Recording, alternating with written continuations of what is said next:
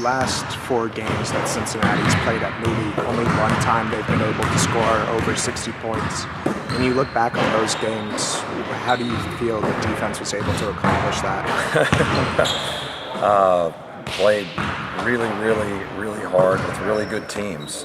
That's and our crowd helps us a lot, of course. When you have a great home environment, that's part of why it's hard to win on the road, especially when you have a building that really has great energy. I think that helps. But we've had a lot of really good players, and we've been really good defensively for a good while. So a lot of factors. How do you think Jamal has handled his increased workload on offense? Good.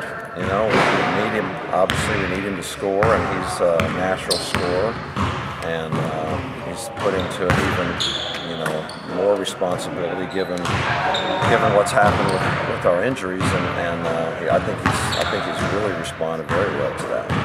You've talked all year about getting Okoye back into game shape and how you'd seen more flashes. The other day he played 20-something minutes. How concerned are you about him bouncing back and being able to come back Sunday with another strong performance?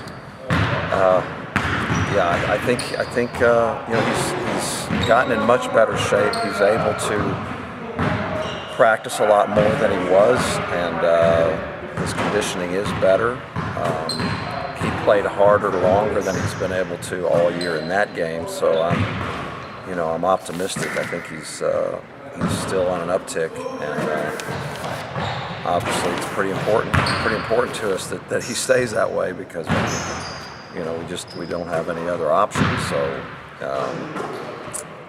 it's good to see that he played so well the other night. Were his extended minutes against Houston a result of the matchup you saw with him against their interior, or just a better matchup than Ethan? Well, sometimes it's just who's playing. Sometimes you go in with a little plan, and then the plan all changes shortly after a game starts.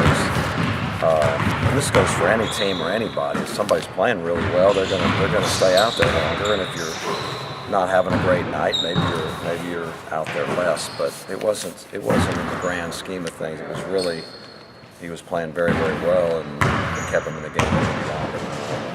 The game at Cincinnati was really defined by the turnovers and the free throws that Cincinnati got. How do you go about preventing that from happening? It's hard. First of all, it's hard to simulate the way they defend, because they're such a switching. They've got a couple defenses, a matchup, if you will, and a switching man, or whatever you want to call it. It's hard to simulate that. And for us right now, it's almost impossible, because we really don't have the numbers in practice to put that many people on the court. But it is so for us, like so many things we're doing now, is we talk about it. We got to educate. We got to understand the things we have to do. We can't really practice a lot of them, but still just understanding what the game would look like to play well, what we have to do to play well, and have a good picture of that. What is it about Cincinnati that makes them so good on defense? Right now they're really experienced. Like, they are really old, and they're really talented, and they're really well coached. They've been great defensively for years. Some years they may not have been known as a good offensive team. They are now. This year they're great.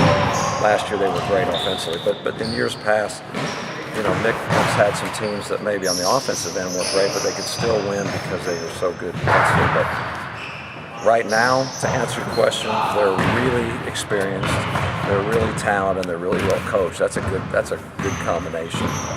Should it be a game time decision again tomorrow? Shake? Yes. You got a few early minutes against Houston for Pyle. Any sense of the moment being too big for him, or did he show you anything that gave you confidence to do that again? No, I thought he did a great job, and he's going to play, and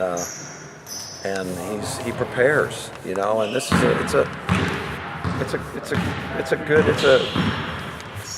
we all should draw from it. A guy he works his tail off every single day. He prepares every day as if he's going to get a chance to play, and day after day you go by and you don't get to play, and all of a sudden you do. And it's a lesson for all of us. I mean, it's a lesson for everybody.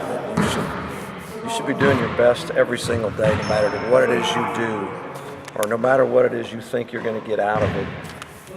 That's the way we should all live our life, and he's a great example, and I'm proud of him, and you know, I have confidence that he can go in the game and do well. Will Douglas had his best game of the season against Houston. Did that give you maybe some more confidence, like going forward, for what he can do on that end? Sure, we felt like we've been talking about it for a little while. That we felt like he was about ready to break out. He works so hard in practice, out of practice. You know, he's just shooting here some more. I mean, he's always working on his game. Those guys always end up succeeding, and we just see him making a steady climb. I think the game slowed down for him. That's a big part for young players. Sometimes the game doesn't slow down for him for a while, and I felt like because of extended minutes and his work, I thought it really slowed down the other night, and you could see it, you know. And I hope it continues to go that way, because I think he's got a really bright future. I think Eli as well. I think the game's slowing down a little bit. He's out there. He's going to be playing through mistakes. You know, he's going to play, and I think that is helping both of those guys. So good to see both of them.